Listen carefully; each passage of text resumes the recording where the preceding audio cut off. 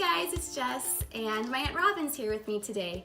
She is joining me because we are going to be talking about our favorite drugstore products, like beauty tools and makeup and skincare and hair care. And so, yeah, we just thought it'd be kind of fun to see what our favorites are. We didn't really talk about what they are beforehand, and so we're going to kind of just talk about it with each other and show you guys. And so we kind of thought it'd be cool to see from more of a 20-something skin and a more mature skin, you know. So I hope that you enjoy and keep watching. Okay, so we're first going to start with our top 3 favorite makeup products that we've been using. And for me personally, I've used drugstore products for my whole life, except for like last year, I think. And about, I think it was around my birthday last year is when I decided like I wanted to buy my first high-end palette. But I know with my Aunt Robin, she had my 2 cousins, her daughters, and I just remember growing up and my cousins saying how they would get into your makeup. Or like my mom let me borrow her, you know, Urban Decay palette, and I was like, what's Urban Decay? but yeah, so I knew honestly high-end makeup because of you, I think. Really? But, yeah, my mom never, you know, she only bought drugstore stuff, and so anyways, but we're not talking about high-end makeup, we're talking about drugstore. So why don't you start with your favorite, one of your favorites? Okay, well, actually, back when I was raising my girls, I would splurge on high-end makeup occasionally, but for the most part, I was still buying drugstore makeup. Okay. Now that my girls are gone and I can spend a little bit more money on myself, it was kind of difficult to find makeup in the drugstore price range, but I do have a few things. So the first thing I brought, and my glasses are going to go on and off because I can't read, so here they go. Okay, is the L'Oreal Telescopic Mascara. Yeah. I like this because it doesn't clump, and it's just a very natural look, and I often don't put mascara on my bottom lashes.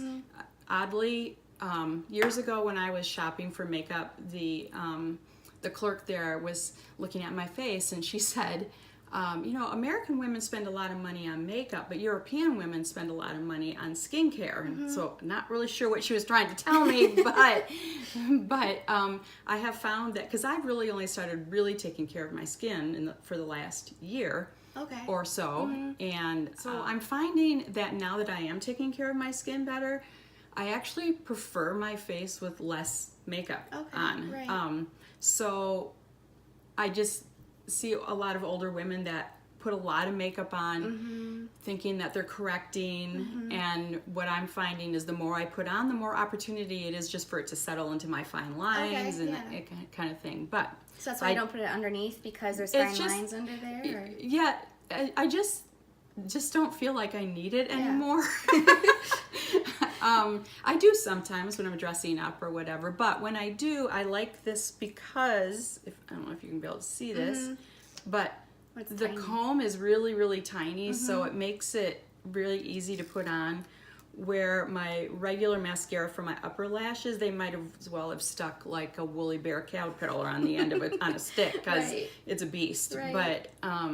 But this one I really like for lower lashes. Recently I was at my daughter's house for a few days babysitting my grandkids, and while I was there I was snooping around in her makeup, and I found this, which is the L'Oreal Magic Skin Beautifier BB Cream, and I really, really liked it, especially in the summertime when I just like a really light look on my face, kind of a transparent.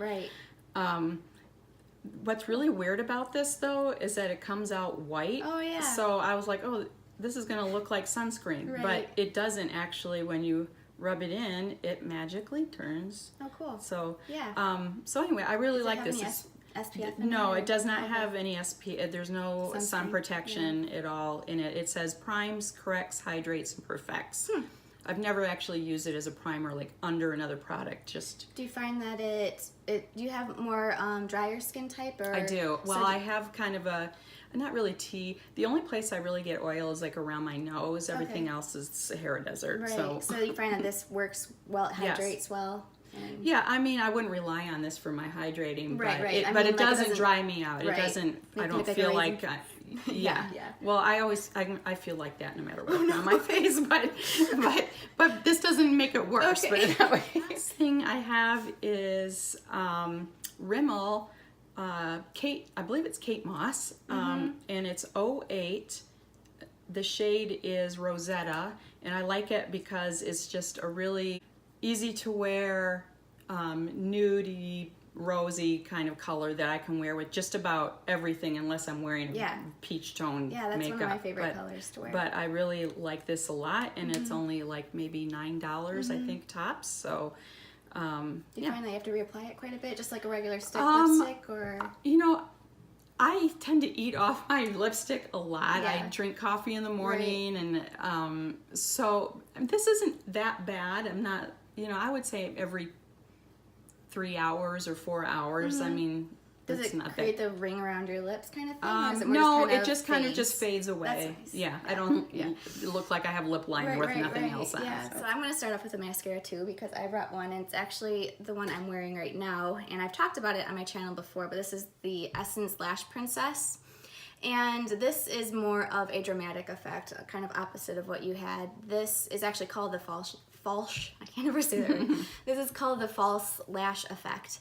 And so I really enjoy this mascara, one, because it's only $5 and it competes with like my favorite YSL, the Shock mascara, which adds a lot of volume and very black, and it's $5. So the only thing is, like, if you were to look at my eyes right now, this eye is usually like the good example of what it does for my eyelashes. This eye, I think I have some like eyelashes that have fallen out or something, and so it clumps when you have, if you have sparse eyelashes, I don't know if I would recommend this, but if you just need something to really coat a lot of your good lashes, and I recommend it. So this eye is kind of finicky with this mascara, but I think all mascaras I've been trying right now have been finicky because I just don't know what happened to some of my lashes on my eye.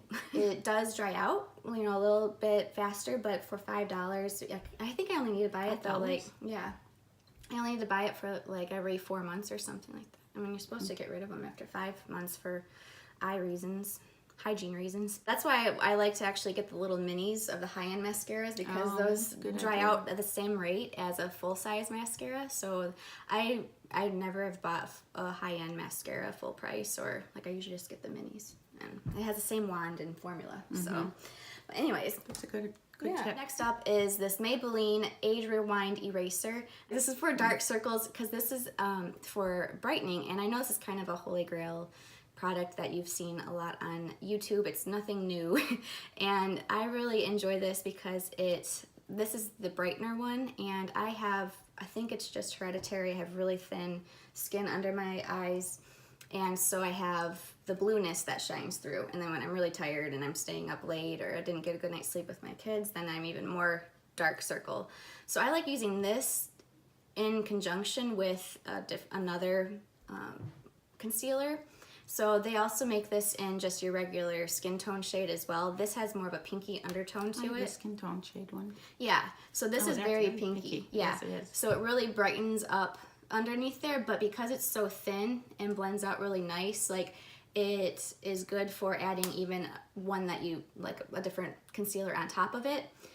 Or I also have, like I said, the skin tone version of this too, that I'll just put this underneath if I need a little extra. So this is my really go-to if I need extra coverage for those dark purple circles under my eyes. Okay. So this is the Milani Bold Obsessions, and you're probably you can see the camera and the reflection.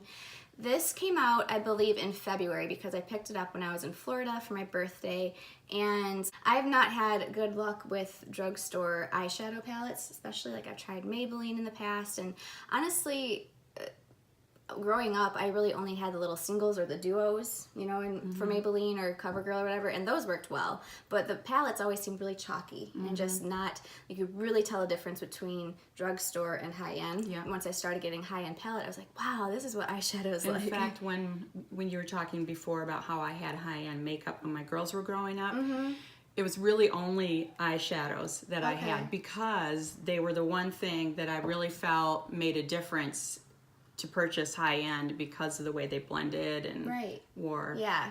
So this is a very great palette. It has, I really love the texture of it and the diversity of the different shades here. So we have, you know, the warmer tones here, and then there's cooler tones. There's darker here for even if you use darker black for like your eyeliner. There's mix between mattes and satins, and I really like, I actually use this palette for my eye look today.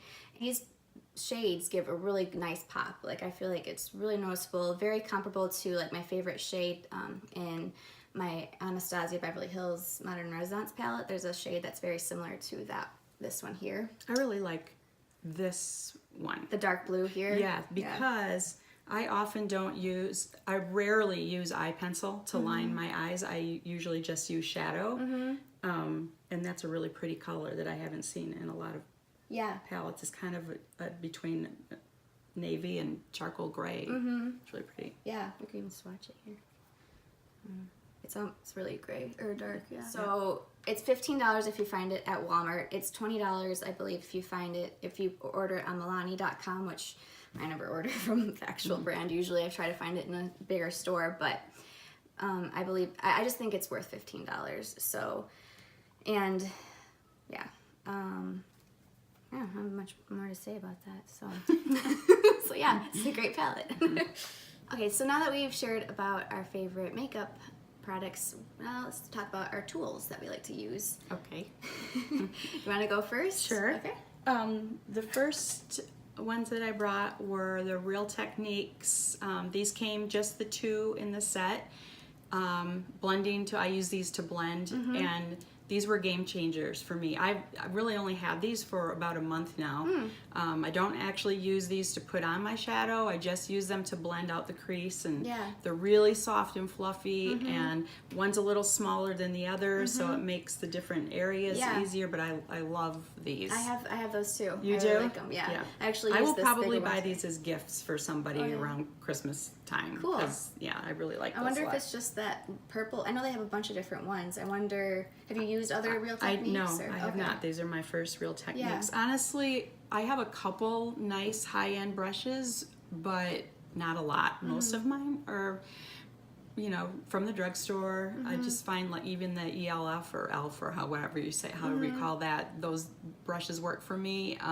But these are great. The other brush that I use pretty regularly, it looks like there's makeup on this, but actually there's not. That's the way it comes. It's just, I don't even know what you call these, but I know that they've been around and people know what they are, but it's super soft, like velvety. And I know that they come in all different sizes. I just chose to buy this one, and I just use this to blend in my foundation around the perimeter of my face to make sure there's no, that it's all blended in properly. And what brand is that? It's called, I don't have my glasses, Eye Beauty. Okay. I actually purchased this one at HomeGoods, but I definitely have seen these in drugstores. Okay, so just that type of brush. Yeah, just type the brush, not necessarily the particular brand. Yeah. And then the last one is Is that an atomizer? Or no? Oh. Actually. So when you get older and you're postmenopausal, you start noticing that the little peach fuzz on your face and stuff starts showing up, and you get random wild hairs growing weird places. I heard. Who was it? Caroline Hyron say you start losing it here and it falls down to your face. Well, that's true. It's very depressing. But so this is the Flawless, for better word, I'm sure they have something else on the packaging, but it's basically a little shaver. So this little floating head that's really soft. There's no, you can't not cut yourself on this. And when you turn it on, makes it, and there's a little light so you can see. So basically what this does is it just removes all that peach fuzz that grows, or the thing with this though that I found, I have had to buy replacement heads on Amazon because you really don't want to have any products. You want your skin to be as bone dry as possible. Oh, it clogs it or it something? clogs it, or it just dulls the little blades or whatever that are in there. So this actually screws right up. I'm going to actually take it off to show you. So it comes right off and you can replace it. And just to show you, if I can get it out, because I just did this the other day. So you don't think there's any, oh, I can't see it, but there's a little ball of fuzz in there. So you just, there. Oh, that's see? the hair that comes Yeah, okay, that's I how you know clean it's it. weird, but that's how, and then you just put it back on, and I really like it. You don't have to wait. It's not like shaving your legs where you have to, you know, wait in between, or not shaving because you don't really wait in between that, but when you use another hair removal system where you have to wait till you get certain growth or whatever. No, you can use this every day if you want. Doesn't hurt, doesn't pull, doesn't tug. Where did you get it? And what brand is it? What's it actually called? It's called Flawless. That's the Flawless. name. Okay. Yep, that's the name of it. And I got this at Target. Oh, okay. And it's $20. But since I purchased this one, they've come out with a rechargeable one that's black. So You think that would be better? I mean, if you know you're going to use it for a long time, I've actually even considered going to buy the rechargeable one. But anyway. Yeah, face shaving's awesome. Good to know. Something to look forward to. It does make your makeup go on a lot smoother. Okay, too. cool. Okay, so for me, it's funny that you mentioned e.l.f. brand because I have two e.l.f. brushes here. Is one, I think they're kind of newer to the line. I don't remember exactly what it's called, but it's the one with a pretty clear handle. And I was on a mission for the biggest bronzer brush I could find. And there were some really nice ones, but they were at, you know, Sephora and really expensive. I really like how soft it is, and it does, like when I want just a big, like pretty much bronze my whole face really quickly, that's what this will do. It's really soft, it hasn't gotten, you know, any prickly or itchy or anything like that. And then this is just an example of the e.l.f. line that I really like. I believe these are only $2, $3, $4. I remember when I first started using these brushes, I think they were $1 at like Kmart is where I found them a lot, but now they're everywhere. And I like this one. This is their blush brush, and so you can like apply a little bit, like, you know, where you want it, and then it kind of blends it out nicely. You push down more with this flared out here. Interesting shapes, kind of shaped like that. Yeah, so it's not just like poof, here's your blush. It kind of adds a little bit, and then it helps blend it out the more. This is a beauty sponge, and this is Flower Beauty's beauty sponge. It is clean. Some of the stains didn't come out of it, but I really enjoy using this. This is like the softest. It's not fluffed up right now. I didn't run it underwater. Maybe I should, but it gets really squishy and soft, and so it's the softest one that I've ever tried.